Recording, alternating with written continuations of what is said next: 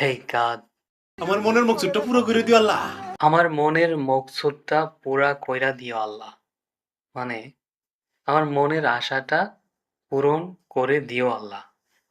এটার ইংরেজি কি হবে? The desire of my mind could be fulfilled by Allah. আরেকভাবে আপনি বলতে পারেন, আল্লাহ, the desire of my mind may be fulfilled by you. সিনেমার নায়িকার সাথে একবেলা কানা খায় আমি এটা কত আনন্দের বিষয় আল্লাহ। সিনেমার নায়িকার সাথে একবেলা খানা খাইও। সিনেমার নায়িকার সাথে একবেলা খাবার খাবে। I will dine with a heroine for one time.